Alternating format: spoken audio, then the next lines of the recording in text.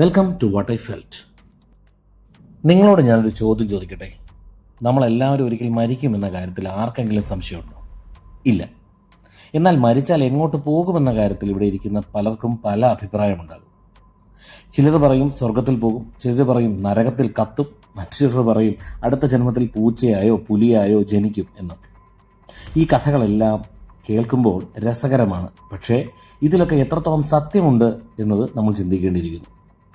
ഇന്ന് നമ്മൾ സംസാരിക്കുന്നത് ഈ മരണാനന്തര ജീവിതം എന്ന മനോഹരമായ മിഥ്യയെക്കുറിച്ചാണ്. മരണാനന്തരം ഒരു ജീവിതമുണ്ട് എന്ന് വിശ്വസിക്കണമെങ്കിൽ ആദ്യം നമ്മൾ ആത്മാവുണ്ട് എന്ന് വിശ്വസിക്കേണ്ടി വരും. എന്താണ് ഈ ആത്മാവ്? ശരീരത്തിന് പുറത്ത് സ്വതന്ത്രമായി സഞ്ചരിക്കുന്ന ഒന്നാണോ ഈ ആത്മാവ്? നമുക്ക് ദേഷ്യം വരുമ്പോൾ, സന്തോഷം വരുമ്പോൾ, പ്രണയം തോന്നുമ്പോൾ ഇതെല്ലാം ആത്മാവിൻ്റെ ഗുണഗണങ്ങളാണെന്നാണ് പണ്ട് കരുതിയിരുന്നത്. എന്നാൽ ഇന്ന് ആധുനിക വൈദ്യശാസ്ത്രത്തിന് കൃത്യമായി അറിയാം ഇതെല്ലാം നമ്മുടെ തലച്ചോറിലെ രാസപ്രവർത്തനങ്ങൾ മാത്രമാണ് എന്നുള്ളത്. അതായത് നമ്മുടെ തലച്ചോറിലെ ഒരു ചെറിയ ഭാഗത്തിന് പരിക്കേറ്റാൽ മാറുന്ന ഒന്നാണത്രേ നമ്മുടെ സ്വഭാവവും. അതായത് ഒരു സോഫ്റ്റ്വെയർ പ്രവർത്തിക്കാത്ത സാഹചര്യത്തിൽ ചിലപ്പോൾ ഹാർഡ്വെയർ പ്രവർത്തന സജ്ജമാകാതിരിക്കുന്നു എന്നൊക്കെ പറയുന്നത് പോലെ. ചുരുക്കി പറഞ്ഞാൽ ശരീരം നശിക്കുമ്പോൾ തന്നെ ആ വ്യക്തിത്വം അവിടെ അസ്തമിക്കുന്നു. അവിടെ പറന്നു പോകാൻ ഒരാത്മാവുമില്ല എന്ന്.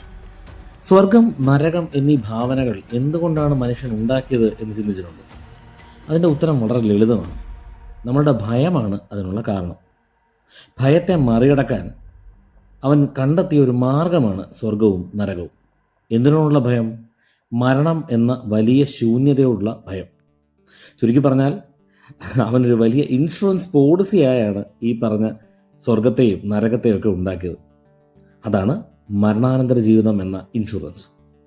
നീ ഈ ലോകത്ത് നല്ലത് ചെയ്താൽ നിനക്ക് ഇവിടെ പാലാഴിയും സുന്ദരിമാരും ഉണ്ടാകും, അതാണ് സ്വർഗം.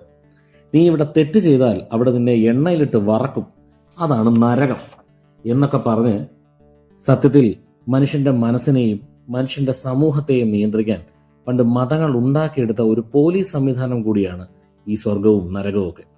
മരിച്ചു കഴിഞ്ഞാൽ പിന്നെ നമ്മളെ വാർത്താലും പൊരിച്ചാലും നമ്മൾ അറിയോ? അറിവ് എന്നത് തലച്ചോറിന്റെ പ്രവർത്തനമാണ്. തലച്ചോറ് ഇല്ലാത്ത ഒരാൾ എങ്ങനെ സ്വർഗത്തിലെ സുഖമോ നരകത്തിലെ വേദനയോ അറിയും? പലരും ചോദിക്കുന്ന ഒരു ചോദ്യമാണ്, മരിച്ചിട്ട് തിരിച്ചു വന്നവർ വെളിച്ചം കണ്ടു എന്ന് പറയുന്നുണ്ടല്ലോ.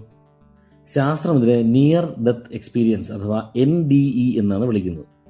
നമ്മുടെ തലച്ചോറിലേക്ക് ഓക്സിജൻ എത്തുന്നത് നിലയ്ക്കുമ്പോൾ അത് ഒരുതരം പരിഭ്രാന്തമായ അവസ്ഥയിലെത്തുന്നു. ആ സമയത്ത് തലച്ചോർ വൻതോതിൽ എൻഡോർഫിൻ എന്ന രാസവസ്തു പുറപ്പെടുവിപ്പിക്കും. ഇത് നമ്മുടെ കണ്ണുകളിലേക്ക് ഒരുതരം ലഹരിയും സമാധാനവും നൽകും.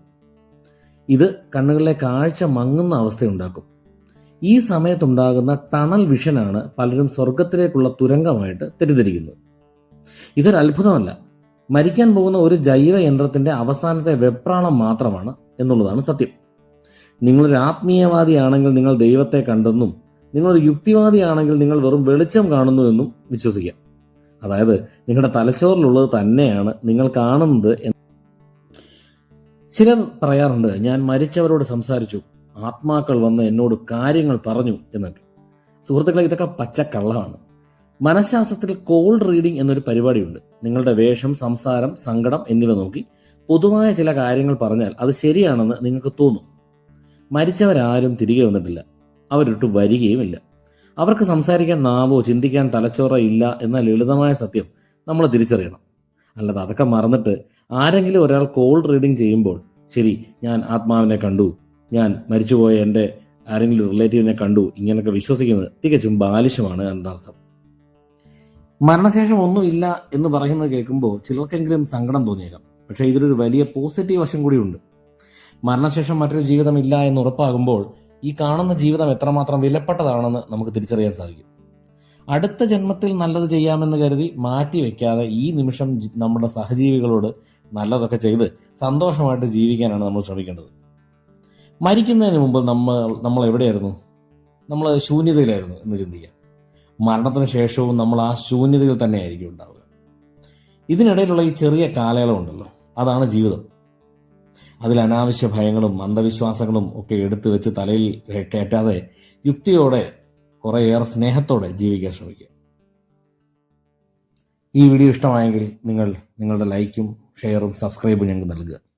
മറ്റുള്ളവർക്ക് ഈ വീഡിയോ ഷെയർ ചെയ്യും.